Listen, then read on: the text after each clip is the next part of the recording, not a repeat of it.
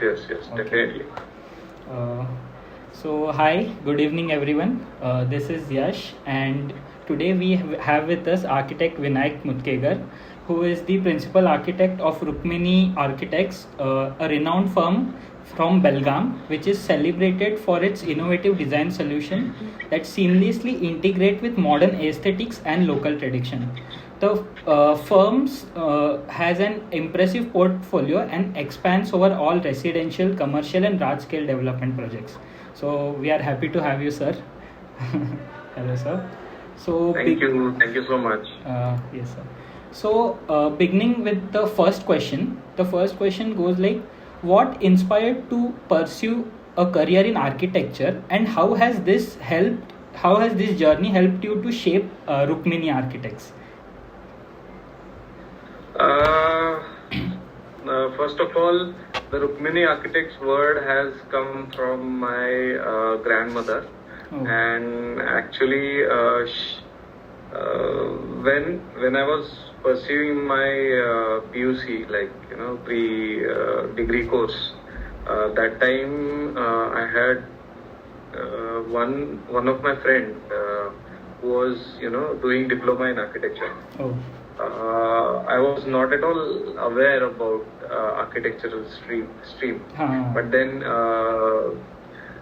I was good in visualization. I was good in model making. Then in holidays I used to make models with the book covers. So my friend, he was my classmate in school. He had seen me doing all this, and then actually I was not aware about architecture at all because I have studied in Marathi medium school, and there we just had an idea about science and commerce. That's it. Exactly, right.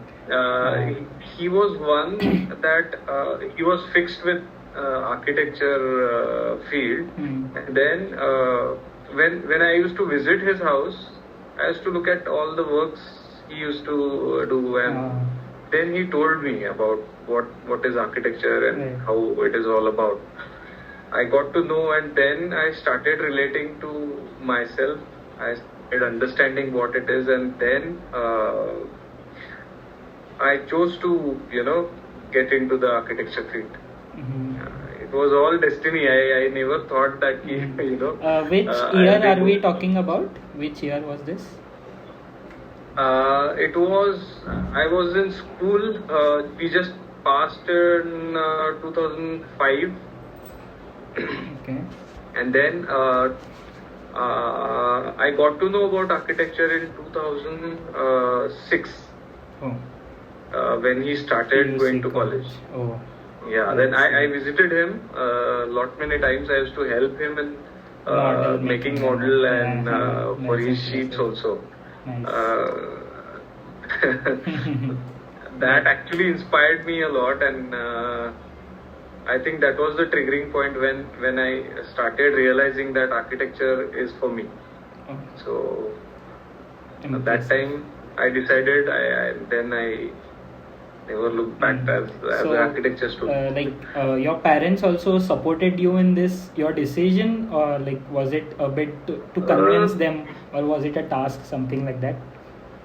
Actually, how my parents, they never had any issues about anything in my career. They were always supportive. Like if you want to do architecture or any stream for that matter. Were they aware of architecture? They were not aware of it. Yeah, and at that time when we were in school, it was very I don't know how to say.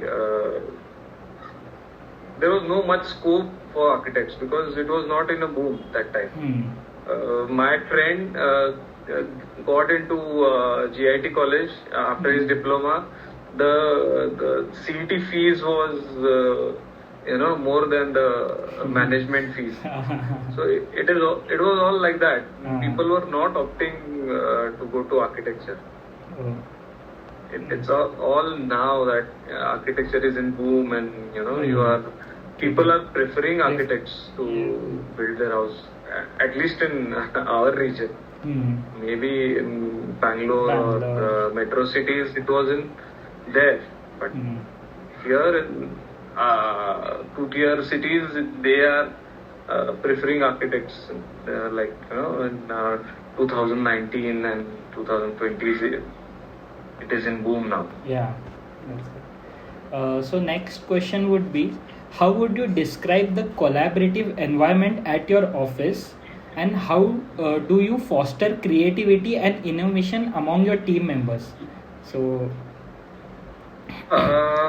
here we are talking about your. So here we are talking about your how your firm works and how is your environment in your office and how does it function. See, it's all collaborative work. We believe in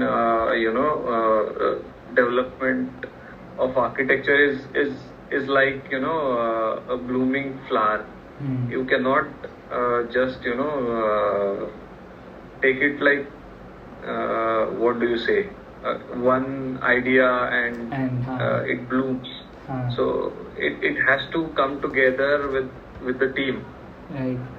What I feel is every idea matters, and how we take it forward with a collaborative thoughts. It's very important in architecture because everybody's perception towards it is different, and everybody has their own ideologies or thinking about the same thing, and everybody has their own understanding about architecture differently, so we kind of try to make it generalized by discussing it with our teams, and it should relate to everyone basically.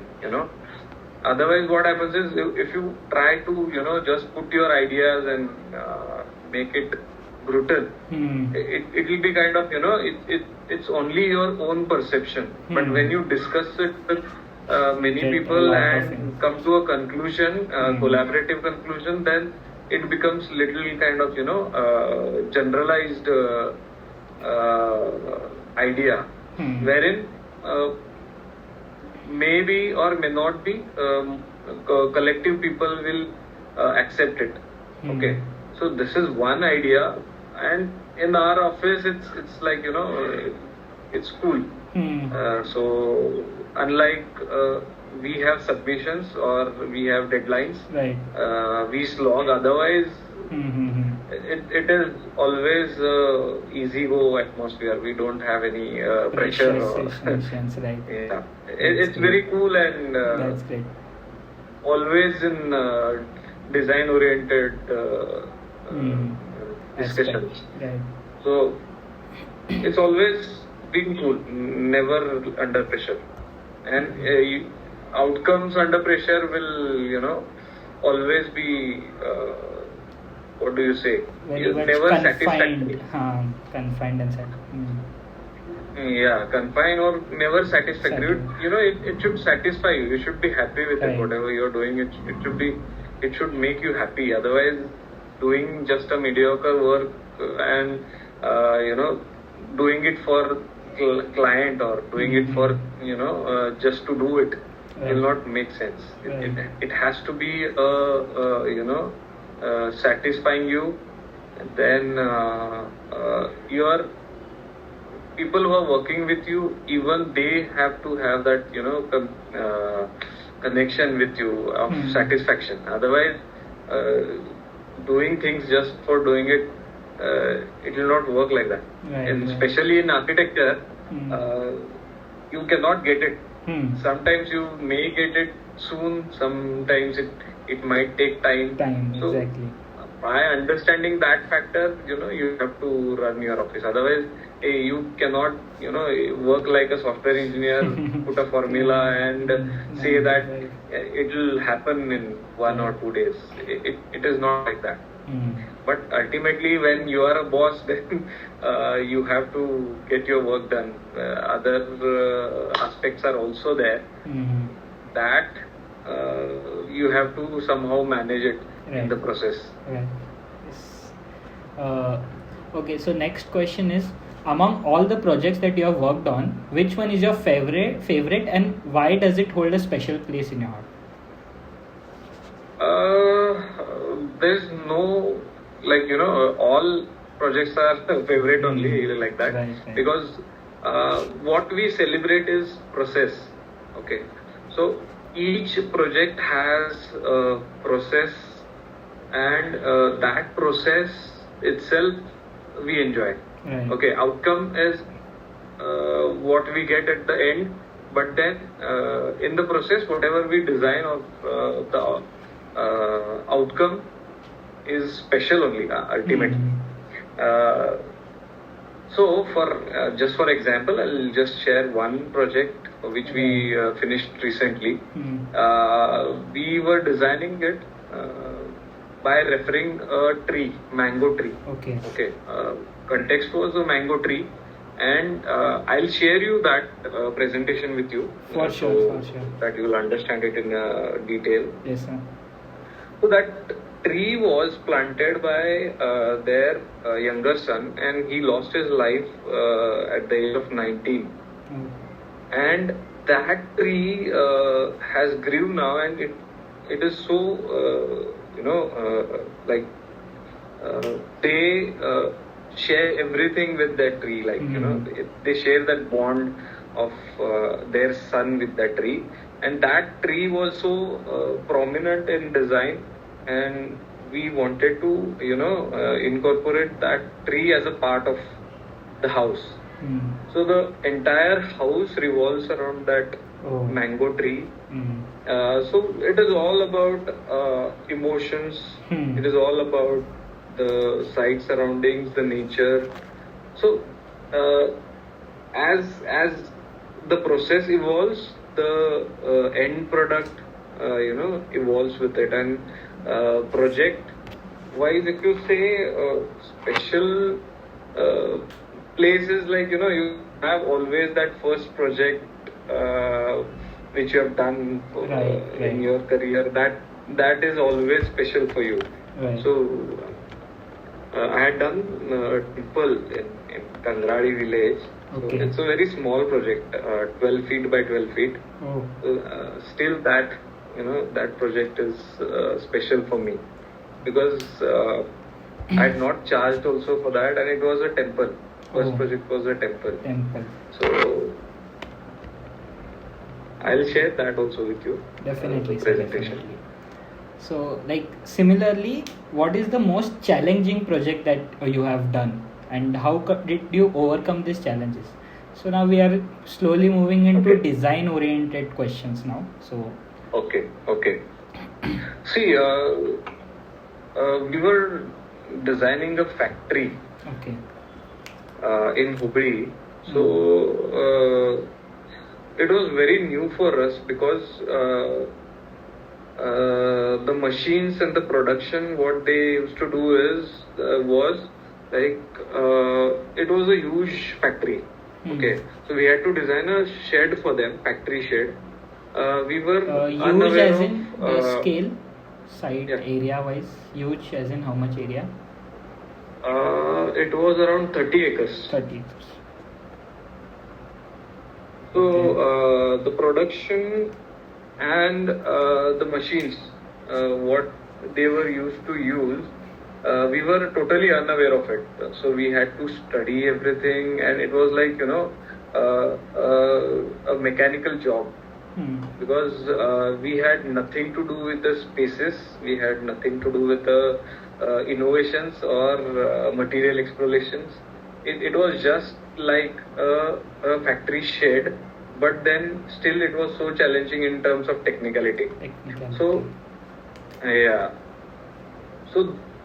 we had to learn many things with respect to technical functional aspects of it, because we didn't know how that factory used to function. Then we had to go back, understand visit their previous factory, understand the process, and then again come back. If we have any loopholes, again go back there. So it was a long process just to understand how it works. But ultimately, for us as an architects, every project is challenging project because you have something new to explore in every project, and you don't know whether it works or no. It's all about how you imagine, how you put it on the paper, and then once it is ready, it might function well or it might not. It depends. Right. Okay. So it is again on how you perceive it. Right. Because as an architect you can design well, but the person who is going to use it has to respond to that space well. Right. Exactly. Otherwise, you are not going to decide whether it is a good design or bad design. Right. It's going to be a client's decision. So it is always that notion of exploring things. Where exploration comes, there difficulty is definitely there, and when don't know what is going to be outcome, definitely it is going to be a what do you say? There are going to be difficulties in the process. So as you spoke about client, next question revolves around such that what does client collaboration play in your creative process, and how do you incorporate their needs while maintaining your design integrity? Yeah, see, definitely we are going to design for them. Right. So ultimately, it's how we do it is we have 2-3 meetings before we start with the design. We understand the kind of taste they have, the kind of lifestyle they live, how they carry themselves. We study about their passion also, because it makes a lot of sense when it comes to their passion and understanding about the fashion. Right. Because what happens is the fashion directly indicates your living standards. Right. Okay. And then it reflects into your lifestyle also. So it's very important to understand the client's lifestyle, to design a space which relates to them. Right. Okay, that is one thing. Then the budget comes into picture. Exactly. Because you cannot you can design Taj Mahal, but you can't build it. Right. Because of the budget constraints. So it is all these all boundaries will come from your client. Right. Okay. So budget is one thing. Then second is the requirements. Third is requirements, because requirements are one will give you the space formulation, and how you integrate them with your own ideas is the do it. Okay. So when you say that client, their thoughts are very important before you start with your design. Right. And then once you understand the program, you infuse your ideas between the functional spaces. Right. Okay. So it's not that the functional requirements will come from the client, but then fusion of non-functional and functional spaces is what you do later to come up with your own ideas. Right. Because functional space, like for example, if you take a residence, you have a bedroom, okay, which is a kind of a functional space where it is attached to courtyard. So courtyard is a multifunctional space. You can say it's a non-functional space according to the residential requirement. Okay, but still we are adding it as an architectural element wherein it becomes multifunctional space, and it has that touch of some style of architecture. Right. Okay. Right. So this is how you integrate these extra spaces, and your ideas will come up as an experience in the house or in any of space. Oh. Like that. Oh, nice. So next question goes like, several of your projects focus on blending modern aesthetics with traditional elements. So how do you maintain this balance? See, it is always that we have our history to refer to, or Yes, exactly. As B.V. Doshi tells us, Madurai temple has so many aspects to study about architecture. Why not we look around and see what is going on in terms of architecture around us in regional style. Right. Okay. So for that matter, what I do is I go to the core Belgaum city area, study the houses. Right. Study, that doesn't mean elaborate study. I just look around why you need to understand the purpose of evolution of that architecture like that. Right. Why it was like that. Right. So it's very important to understand that, and then you can incorporate those strategies in your design. Right.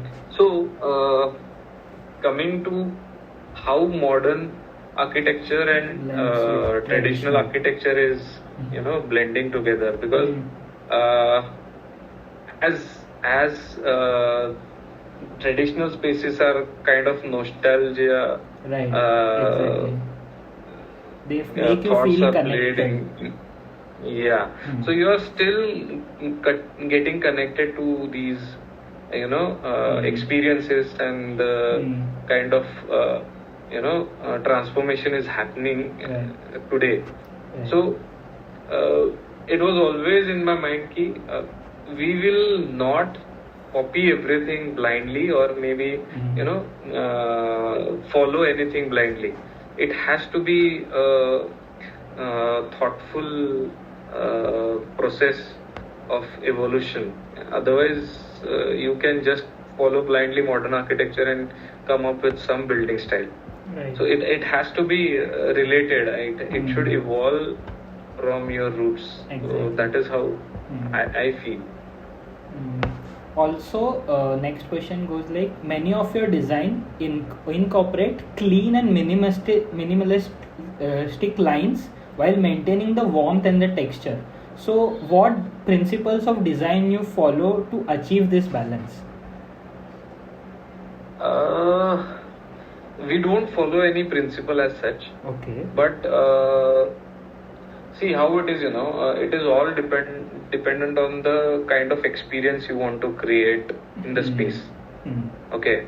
So every time it's not only the minimal style or minimal lines or the particular texture. Yes, we do follow minimal style of architecture, because it. Just a minute, I think something is wrong. Okay.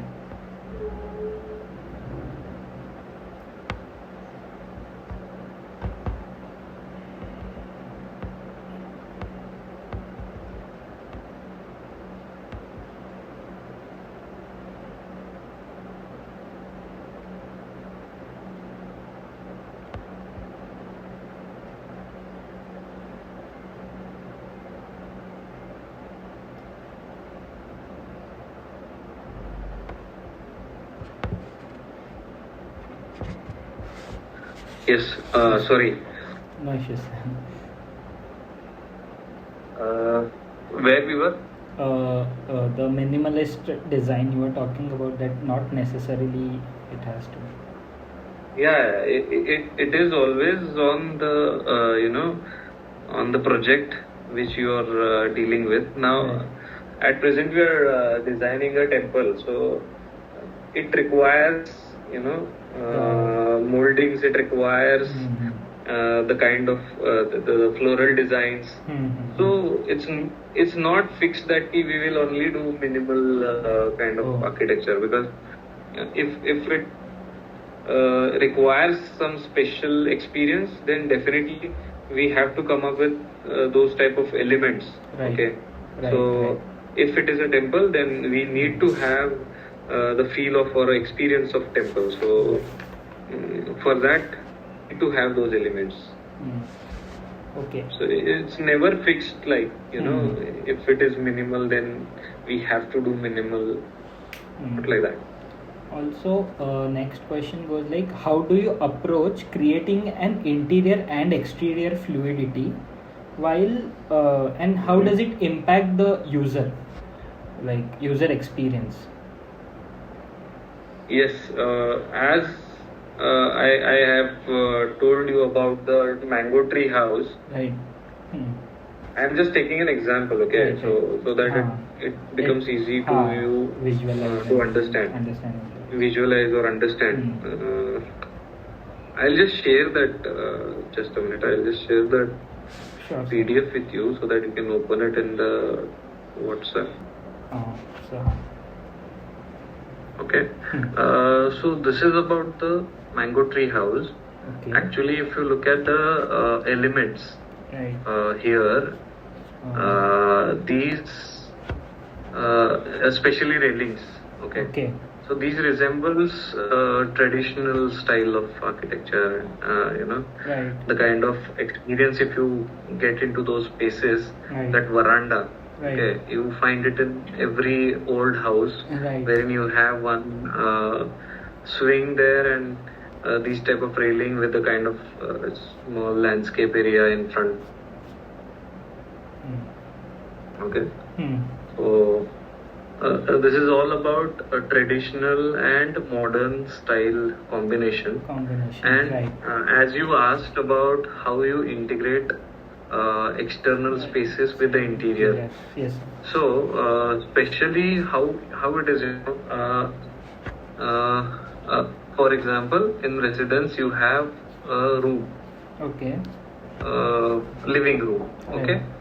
So if I enclose it in 4 walls, that becomes a restricted space to only that ambience. Right. But if I open it to the exterior spaces or towards a landscape, then your landscape is getting into your house. Okay. Right. For that matter, if you look at this mango tree is integrated in the house in terms of visual connectivity. Right. Okay. Sometimes you have that physical connectivity also. Okay. With the kind of spaces, as I told you, courtyard. Courtyard is a part of house, but again it is a part of external space also. Okay, it's integrated in such a way that your exterior spaces are getting into your house. Right. Okay. So integrating external spaces in interiors is a crucial stage in design. Okay. Right. Everywhere you start relating your interiors to exteriors. Right. Okay. For that matter, again, if you are designing some introvert space, you need introvert open spaces. And when you have context around you, wherein if you're designing it in some forest area or hilly area, you have context around you to explore it more extrovert kind of a designs. Right. Wherein you explore your views around your site. Right. Okay. So you don't need to create anything special for that matter. Right. So, it is all basic. Okay. So it's not explored intentionally. It is how you understand the context and you respond to it. Okay. Okay. Yes. So this is how you explore the interior and exterior spaces. Oh. Okay. So next question goes like, how could you share some insights into the future trends that you foresee in architecture, and how your firm would position yourself itself to stay ahead in its field? If you look at the future, it's really going to be difficult because we are going to get a lot of dump and the scrap around us. So utilizing that is our goal. Reutilize. Okay. Revitalization. Yeah. So what we have done is one of the project in a restaurant called 1818. Right. It's a bicycle theme restaurant wherein we have used all scrap from bicycle waste. Right. So this is how we try to explore things, and in our own office we have buttis installed, which are used to carry the cement and material on site. So see, it's not that every time you fix up your philosophy and you work towards it. Right. It's all how you evolve with it, and then it becomes a kind of signature of your architecture style. So as being very young firm, we try to explore everything, and then based on what our interest is going to be the next task for us. Right. So now it is all in experiment stage. What exactly we want to do in coming future, it's kind of a experimentation going on right now. Right. So we are actually interested in doing all this upcycling things, but then still we are exploring. It's not completely we want to do the only that. So likewise, I told you in the beginning, it's all it all depends on the kind of project we are handling and what it demands. Right. Even we try to keep our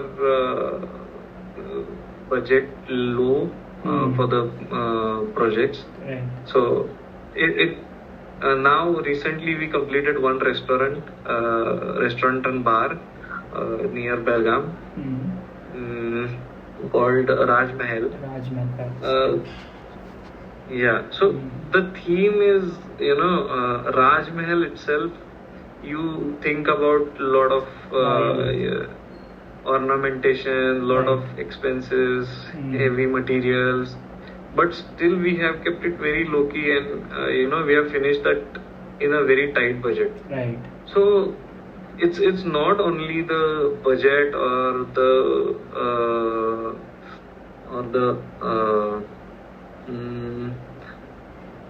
the kind of expenses you do. It's always with the experience. Right. Okay. That experience comes with the elements, and the elements, it can happen with any material. It's not always that you have to have expensive materials.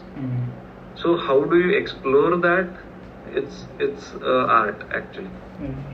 Nice. And that art can come out through your materials, through your elements. Then, as you asked, what is the future?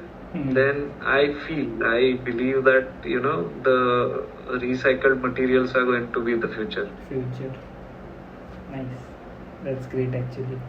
And as we come to the end, next question goes like, how do you view your competitors in this industry, and what differentiate Rukmini Architects from other firms?